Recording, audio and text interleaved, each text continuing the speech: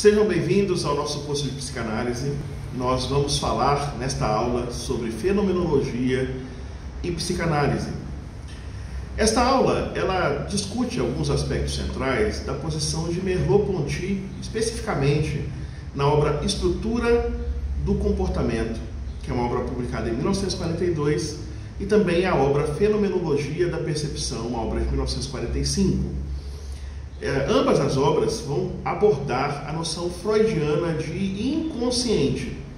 O que essas obras fazem, ou procuram fazer, é aprofundar os sentidos específicos da noção de inconsciente da obra de Freud, explorando a fecundidade dessa noção, interpretada num sentido bastante específico, quanto às questões que o filósofo francês se impôs nesse momento específico do seu itinerário filosófico. Em primeiro lugar, é preciso compreender que nós tratamos, portanto, de uma crítica à teoria de Freud. E essa crítica, em linhas gerais, tem pontos críticos ou negativos da leitura merleau-pontiana do próprio Sigmund Freud. A partir de uma passagem específica que nós queremos citar da obra de Merleau-Ponty, especialmente a Fenomenologia da Percepção, e eu abro a citação dessa obra. A ideia de consciência que seria transparente para si mesma e cuja existência se remeteria à consciência que ela tem de existir, não é tão diferente da noção de inconsciente. É, dos dois lados, a mesma ilusão retrospectiva. Introduz-se em mim, a título de objeto específico, ou explícito, tudo aquilo que eu poderia, na sequência, aprender em mim mesmo. Essa citação de Merleau-Ponty indica, portanto, uma conexão entre consciência, que é transparente em si mesma, e o inconsciente, que seria tanto consciente quanto inconsciente, consciência e inconsciência, uma ilusão retrospectiva que se introduz no próprio indivíduo com um objeto explícito, e aquilo que o indivíduo pensa do objeto, ele na verdade apreende sobre si mesmo. É desse projeto de Merleau-Ponty, de uma crítica ao inconsciente, a partir do aprofundamento da compreensão da origem da compreensão inconsciente, origem essa que é o próprio indivíduo, é que nós podemos perceber uma interpretação psicanalítica dos sonhos que Freud apresenta, que tem o seu prolongamento na teoria de Merleau-Ponty. O que ele faz é uma suposição teórica, que é de natureza metapsicológica, da possibilidade de tradução de duas linguagens independentes. Uma linguagem seria o chamado conteúdo latente e outra linguagem seria o conteúdo manifesto, entre as quais não há nenhuma comunicação possível.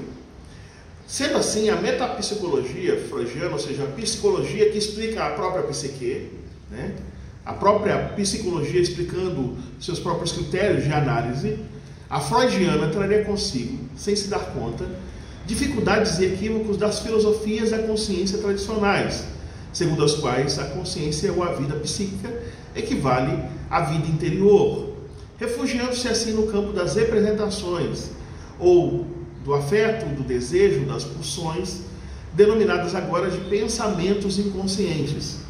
Essa hipótese freudiana do inconsciente implicaria uma espécie de duplo da consciência. Existiriam dois conjuntos de representações, conscientes e inconscientes, que seriam translúcidas, e cada uma delas teria seus respectivos sujeitos pensantes.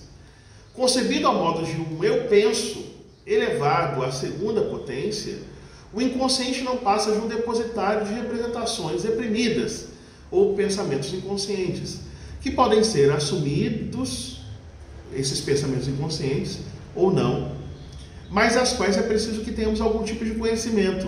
Caso contrário, nós não poderíamos nem recusar o inconsciente, caso nós não tivéssemos algum tipo de conhecimento relacionado a ele. Sendo assim, em A Estrutura do Comportamento, a teoria freudiana do aparelho psíquico seria uma extensão ilegítima de certos casos patológicos relacionados ao funcionamento normal da vida psíquica. Os conflitos de força, os mecanismos energéticos que são descritos por Freud, embora eles possam descrever certos tipos patológicos, caracterizar esses tipos patológicos de funcionamento mental, eles acabariam por inviabilizar uma compreensão da existência humana num sentido mais amplo. Consequentemente, seria preciso restringir o alcance das descobertas da psicanálise para que ela não se faça uma metafísica da existência, ou seja, não seja uma generalização indevida, uma especulação infundada. É nesse aspecto que Merleau-Ponty questiona a necessidade teórica dos conceitos freudianos de inconsciente e de aparelho psíquico, ao se perguntar se os conflitos dos quais Freud fala, os mecanismos psicológicos que ele descreveu, exigem verdadeiramente o sistema de noções causados pelo qual ele os interpreta.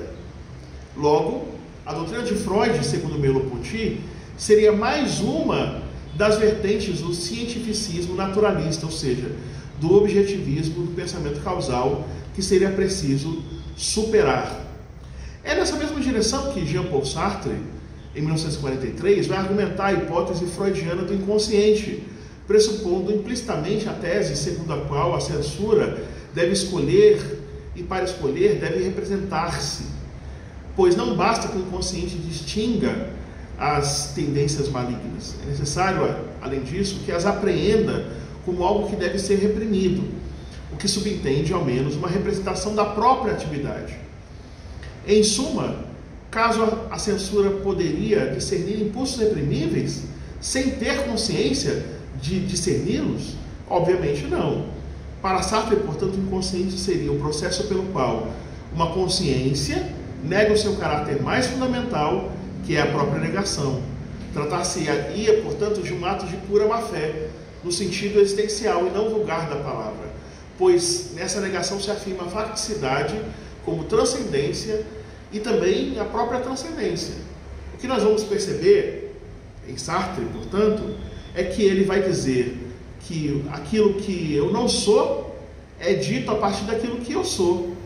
Ou seja, nós temos a assunção da hipótese de inconsciente, que não é nada mais nada menos, em Sartre, do que um gesto livre da negação da liberdade a que estamos condenados.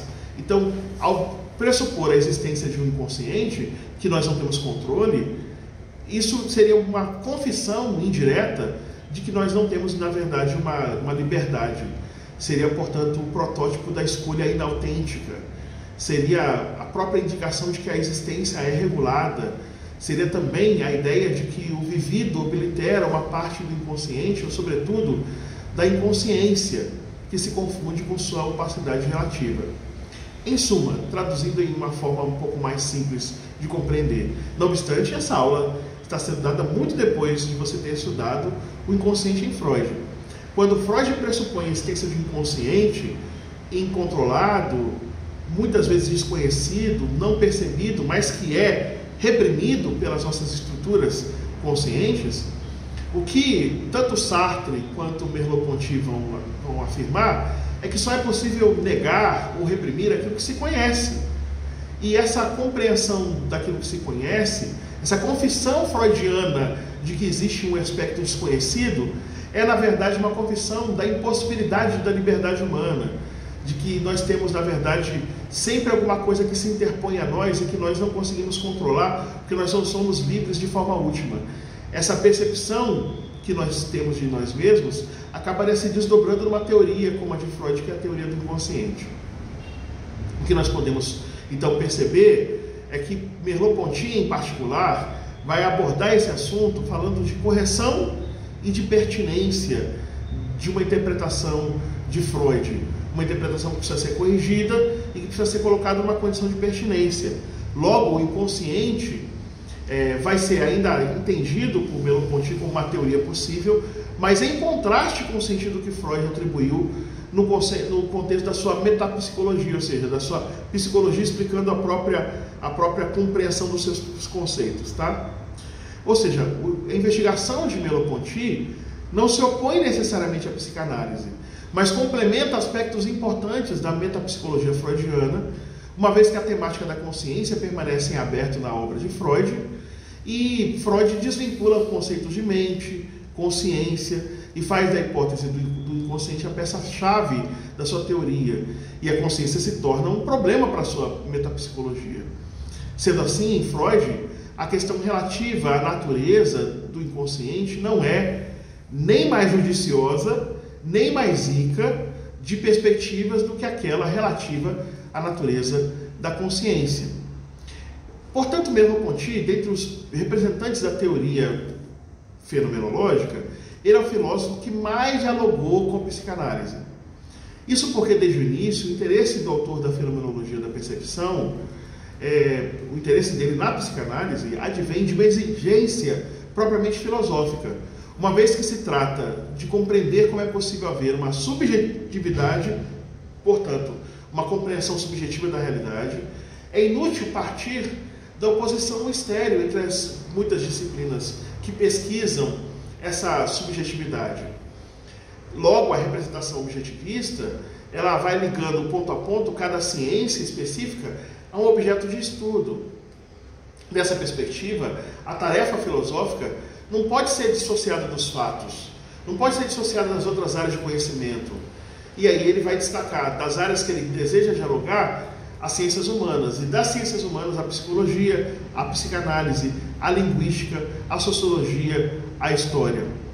Vale mencionar, sobre a especificidade desse diálogo, a seguinte passagem de nota que encerra o capítulo O Corpo como Ser Sexuado, que é um capítulo da obra Fenomenologia da Percepção, que pode ser interpretada como uma chave de leitura para a compreensão das relações entre fenomenologia e psicanálise.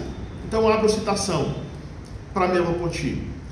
Não podemos livrar-nos do materialismo histórico, assim como da psicanálise, condenando as concepções redutoras e o pensamento causal em nome de um método descritivo e fenomenológico, pois, assim como a psicanálise, o materialismo histórico não está ligado às formulações causais que dele se puderam oferecer, e assim como ela, ele poderia ser exposto em outra linguagem. Logo, o objetivo declarado nas obras de Merleau-Ponty é compreender as relações entre consciência e natureza, relações essas que são orgânicas, psicológicas, sociais. É nesse contexto que a compreensão da temática da encarnação exige uma superação do antagonismo entre uma filosofia que fala da natureza como uma unidade objetiva, constituída diante da consciência, de um lado, e das perspectivas da ciência que tratam do organismo e da consciência como ordens diferentes da realidade e que tem uma relação recíproca de efeitos e causas. Ou seja, para Merleau-Ponty, é preciso superar de forma cabal a oposição entre pensamento reflexivo, típico do idealismo, que subordina objetos de conhecimento, e uma consciência soberana, o conhecimento científico, que substancializa a consciência, tratá-la como um mero efeito de relações causais que atuam na natureza. Então, a natureza tem relações causais, e essas relações causais causam impacto na nossa consciência. Essa oposição é uma oposição que deve ser superada. Sendo assim, a crítica fenomenológica ao naturalismo científico, essa compreensão de que há forças atuando na natureza que a nossa consciência perceberia, e também o pensamento causal, ou seja, o pensamento que é decorrente desse contato com a natureza, não invalida a ciência, já que se pode recusar como aparentes os caracteres descritivos da ação humana. A crítica merleau-pontiana à linguagem freudiana sempre vem acompanhada de reflexões propositivas, incorporando intenções que animam conceitos forjados por Freud ao seu próprio movimento de pensamento. É daí que vem a noção prévia da necessidade de uma revisão da linguagem, de uma necessidade de revisar os conceitos psicanalíticos de Freud, uma revisão que permita aprender de forma mais correta a questão intuitiva que Freud tem, que o anima. Mais do que denunciar o objetivismo do pensamento causal, que Freud sucumbe, segundo Merleau-Ponty, ele procura encontrar o sentido existencial das operações psicológicas que Freud percebe, inclusive que ele destaca lá na interpretação dos sonhos.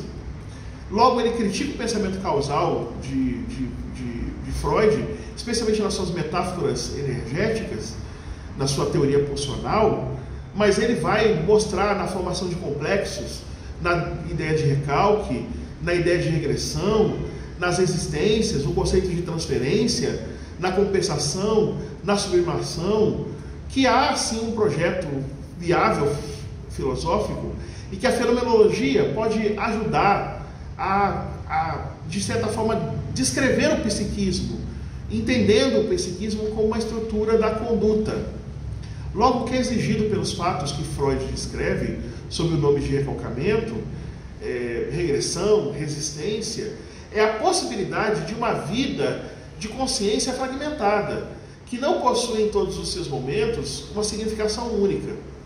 Sendo assim, e eu abro a citação de Merleau-Ponty, a pretensa inconsciência do complexo se reduz à ambivalência da consciência imediata.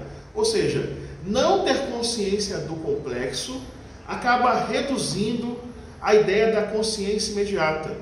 E é a proposta de Merleau-Ponty utilizar como alternativa à linguagem causal de Freud, que ele identifica nos textos freudianos, um manejo diferente da noção de inconsciente, que passa a ser pensado a partir de Merleau-Ponty como de um modo estrutural e existencial, que passa a ser pensado como uma ambivalência da consciência imediata. Logo, o inconsciente, como desestruturação do comportamento, proposto por Merleau-Ponty, é de fato o inconsciente entendido de maneira perceptiva. É aquele termo que é importante no campo da investigação psicológica, que a gente vai chamar de Gestalt. Tá? A Gestalt e Freud são elementos, são fenômenos interpretados como inconscientes e que sempre ultrapassam a relação entre consciência cognitiva e objeto. Segundo Merleau-Ponty, e aqui eu cito mais uma vez Merleau-Ponty, todo conhecimento de psicologia da psicologia da forma é uma percepção de uma figura sobre um fundo. Ele deve se envolver por um halo do não conhecido ao menos conhecido sobre uma margem de desatenção em que não é suplemento, mas é elemento essencial. De fato, o objeto, sendo uma figura, se erra quando se analisa a partir do conhecimento dele, entendido como desprovido de um pano de fundo. É necessário envolver o conhecimento em uma mancha de consciência e compreender que o objeto, enquanto objeto, ele é vivido. E Freud chama esse consciente vivido, mas que não se percebe numa mancha de consciência. Ele diz que Freud chama isso de forma errônea de inconsciente, mas que na verdade seria o conhecimento do própria consciência, daquilo que vem na consciência, dentro de um pano de fundo. E esse pano de fundo pode ser investigado e analisado por meio da fenomenologia. Logo, para Merleau-Ponty, não se ignora os sentimentos, não se ignora o recalque, e nem se diz que não existe inconsciente. Mas o inconsciente é aquilo que não se reduz àquilo que o indivíduo enxerga, mas é traduzido também com aquilo que o indivíduo enxerga e percebe, mas também o pano de fundo daquelas questões enxergadas, percebidas, e que podem ser aprofundadas. Logo, o que é inconsciente para Freud se chama também de inconsciente para Merleau-Ponty, mas é aquilo que não se percebe nas coisas percebidas, é aquilo que não se vê nas coisas vistas, é aquilo que dá o enquadramento da coisa que é enquadrada e é percebida, mas esse enquadramento também é invado de significados. Logo, citando mais uma vez Merleau-Ponty, o que chamam de inconsciente é somente uma significação desapercebida. Acontece que nós mesmos não aprendemos o verdadeiro sentido de nossa vida, não que uma personalidade inconsciente esteja no fundo de nós e reja nossas ações, que é a teoria freudiana típica, mas porque nós não compreendemos nossos estados vividos sob uma ideia que lhes é adequada. Ou seja, há uma dinâmica do não percebido, do desapercebido, que, mediante a análise, pode ser percebido. Esse seria o inconsciente para Merleau-Ponty. Logo, do ponto de vista da fenomenologia de Merleau-Ponty, ele tenta mostrar que o sujeito perceptivo, ele tem uma consciência, que é uma consciência que ele vai chamar de consciência translúcida, ou ele vai chamar de consciência não tética, ou seja, uma consciência que não possui a plena determinação dos seus objetos. Então, quando alguém narra um episódio da sua vida, quando alguém narra a sua relação com sua mãe, a sua relação com seu pai, ele narra aquilo que ele consegue perceber, que ele consegue objetificar, mas há nessa consciência, que é a consciência que ele absorve e traduz, há uma consciência não tética, ou seja, é uma consciência não tética. Tem objetos que são determinados, mas não são plenamente determinados. E essa falta desse plano de fundo, essa falta de objetos, é que vai causar os problemas de percepção, e é o que ele vai chamar de inconsciente. Perceba, ele utilizou o conceito de consciente de Freud, deslocando esse conceito. Então, para Merleau-Ponty, você tem um lapso, tá? O lapso é um ato, não é apenas um efeito de ações causais, é uma resistência que muitas vezes é intencional àquilo que se resiste. Então, quando eu não percebo porque eu não percebi, eu não percebo porque eu resisto àquilo que pode ser percebido, eu recorto de propósito uma realidade, eu tenho uma relação intencional, mesmo que não seja uma relação que eu tenha pura consciência constituinte diante do objeto. Ao perceber que o inconsciente é uma estrutura comportamental, ou seja, um mecanismo que está em nós, quando nós observamos as coisas, nós recortamos essas coisas observadas. Quando nós olhamos alguma coisa, nós olhamos parcialmente essas coisas olhadas. Nós precisamos compreender que há uma integração simbólica humana, em maior e menor grau, que necessariamente fracassa em algum grau. Porque nós recusamos a conceber o inconsciente em termos mentalistas, se nós adotamos Merleau-Ponty, mas nós temos a compreensão de que há coisas que não são percebidas, e essas coisas que não são percebidas são coisas psíquicas, que estão depositadas muitas vezes no subsolo da consciência. Porque no subsolo da consciência o que está aparente é aquilo que nós percebemos, mas o que está inaparente é aquilo que nós rejeitamos e que se encontra no subsolo da consciência. Logo, a consciência pode viver nas coisas existentes uma dinâmica, uma certa dimensão de irreflexão. Logo, nós temos uma estrutura concreta das situações em que as coisas estão inseridas e que nós percebemos, mas que nós traduzimos numa significação exprimível, em que nós temos uma inércia própria, em que nós temos uma restrição de percepção do mundo, em que nós aprendemos aquilo que pertence aos estereótipos do nosso comportamento, mas há dentro de um homem adulto, saudável, razoável, coisas que estão sendo percebidas de forma menos integrada. É o que nós podemos chamar na neurose, no sonho, na distração, na fome, na sede, daquilo que regride a dimensão de comportamentos mais simples e imediatos. E essa regressão, portanto, segundo Merleau-Ponty, seria uma pretensa inconsciência do complexo que pode ser reduzida à ambivalência da consciência imediata. Aquilo que eu percebo e aquilo que eu rejeito a percepção, mas que, de certa forma, essa rejeição não é acidental. É uma rejeição que tem mecanismos que operam para que essa rejeição opere. E aí, nós precisamos retornar a uma maneira primitiva de organizar a conduta, percebendo a degradação que em Merleau-Ponty ele chama de fléchissement, das estruturas mais complexas e um recuo em direção às mais fáceis.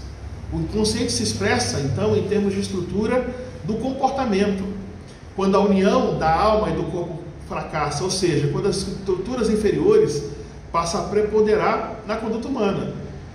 Isso que o Merleau-Ponty chama de efeitos de superfície não são mais do que fragmentos de uma conduta que é mal articulada e que atestaria, segundo Merleau-Ponty, a verdade do dualismo, que aparece sempre em algum nível. Então, citando mais uma vez Merleau-Ponty, a fome ou a sede impedem o pensamento ou os sentimentos. A dialética propriamente sexual transparece ordinariamente através de uma paixão. A integração jamais é absoluta, sempre fracassa. Mais alto no escritor, mais baixo no afásico. Chega sempre o momento em que nos esquivamos de uma paixão, por fadiga ou por amor próprio. Logo, Merleau-Ponty está mostrando que a desintegração de uma conduta, que acontece na regressão, por exemplo, no comportamento infantil, não deixa de ser condicionada pela atitude de um conjunto da consciência. E que se evita pensar nesse conjunto que opera na consciência, para não ter que integrar a consciência mais imediata e ter que se responsabilizar por isso. Então, um indivíduo, por exemplo, que regride a um comportamento infantil, ele não percebe a regressão, não porque ele não tenha isso como um elemento que ele pode perceber, mas ele faz questão de renegar a percepção da sua regressão infantil para não ter que se responsabilizar por essa regressão. Essa atitude, que a gente pode chamar de atitude de conjunto da consciência, não diz respeito ao sujeito constituinte, mas diz respeito a uma consciência translúcida, em plena posse das suas representações mentais, feita por um sujeito perceptivo, que tem uma certa opacidade, que é diretamente proporcional à sua inerência mundana. Em suma, o indivíduo ele está ali fazendo representações, ele está fazendo representações porque ele é um sujeito perceptivo, mas ele está agindo com uma certa inerência. Então ele, de certa forma, observa coisas e deixa coisas passar, não porque ele não percebe essas coisas, mas porque ele as rejeita por causa da conservação de complexos. Essa conservação de complexos remete, de um lado, a uma estrutura sem significação, uma dialética não integrada, inferior, representada no determinismo corporal, psíquico-social, mas você tem um inconsciente que pode ser interpretado ao modo do naturalismo, como uma significação não percebida, uma ideia inadequada aos indivíduos que estão vivendo a experiência, e o inconsciente se apresenta, portanto, como uma significação sem estrutura. Portanto, é possível recuperar essa significação, estruturando essa significação, fazendo emergir, portanto, coisas que não foram devidamente percebidas, porque estão destituídas de uma estrutura e por isso não estão na superfície da consciência. Logo, é preciso evitar essas rodas antitéticas, a naturalista e a intelectualista, porque elas reduzem a noção do inconsciente à separação entre estrutura ou existência e pensamento ou significação. Para fazer essa superação, o fenômeno da regressão ao dito inconsciente não passa de uma integração fracassada, e aí ela passa a ser vitoriosa quando se faz uma pergunta inversa, em que se procura compreender o sentido da resistência e da inércia das dialéticas inferiores. É o que disse Merleau-Ponty. Eu começo a citação dele. Se a consciência não é apenas e nem sempre consciência de verdade, como compreender a inércia, a resistência das dialéticas inferiores? Como compreender a aderência ao vivido de uma significação falaciosa que é constitutiva de uma ilusão?